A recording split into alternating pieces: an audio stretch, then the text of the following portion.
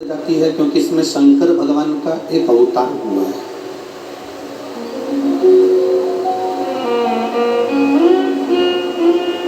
शिव जी का एक स्वरूप, भगवान देवादिदेव महादेव का एक स्वरूप इस सावन के महीने के अधिक मास के मिलन पर भगवान शंकर का एक स्वरूप प्रकट हुआ।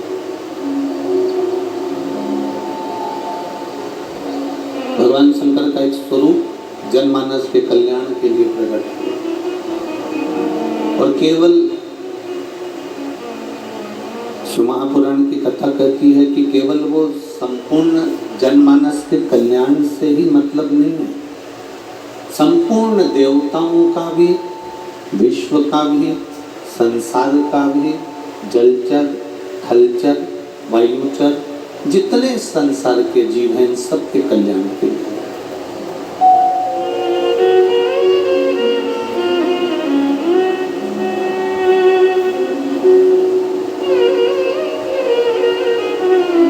आज कोई कह रहा था, गुरुजी हमारा बड़ा मन होता है कि हम केदारनाथ जी दर्शन के लिए जाएं।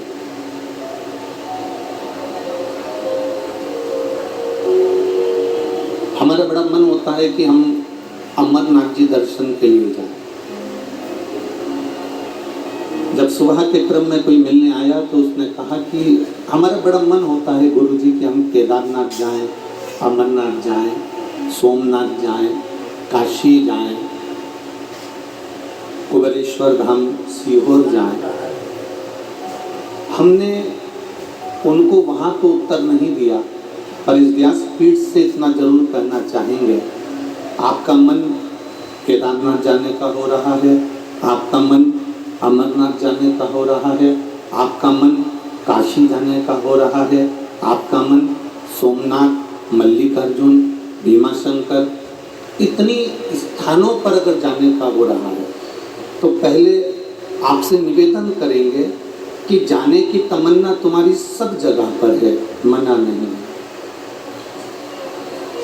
पर पहले, सबसे पहले तुम्हारी जाने की तमन्ना सब जगह पर हो, पर सबसे पहले तुम्हारी चित्त वृत्ति में, तुम्हारे मन में ये विचार लेकर आ जाओ, एक विचार तुम्हारे भीतर ये लेकर आ जाओ कि हम पहले अपने घर के नजदीक में, घर के पास में जो शिव जी का मंदिर,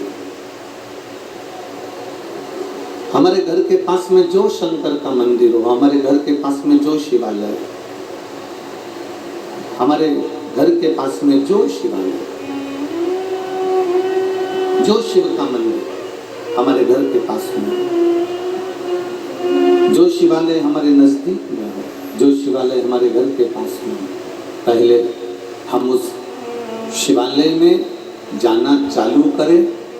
जब हम अपने घर के पास के शिवालय में जाना चालू कर देते हैं तो फिर केदारनाथ खुद आपको इशारा कर कर अपने पास बुला लेता है। आप जितने भी भक्त यहाँ पर शिव महापुराण की कथा सुनने के लिए आए हैं, जितने भी भक्त यहाँ पहुँचे हैं, जितने भी शिव भक्त टीवी के सामने आस्था चैनल पर कथा सुन रहे हैं, जितने भी भक्त मोबाइल पर कथा सुन रहे हैं और जितने भी भक्त इस वनकंडेश्वर बाबा की या पावन धरा मैनपुरी के अंदर, आप लोग जितने भी भक्त यहाँ दूर दूर से कथा सुनने के लिए आए हो, तो ये पक्का है, जितने यहाँ बैठे हो ना, आप जरूर अपने घर के पास में शंकर जी के मंदिर में एक लोटा जल चढ़ाते होगे तो शिव पुराण ने आपको खींच कर ना बुलाया। बाबा बुलाता तभी है जब आप आपके घर के नजदीक में जो शिवालय है, उन शिवालय में जाकर आप सेवा कर रहे हैं, उन शिवालय में जाकर आप अर्चना कर रहे हैं, उन शिवालय में जाकर आप पूजा कर रहे हैं, उन शिवालय में जाकर आप एक लोटा जल समर्पित कर रहे हैं। भगवान बुलाता तभी है।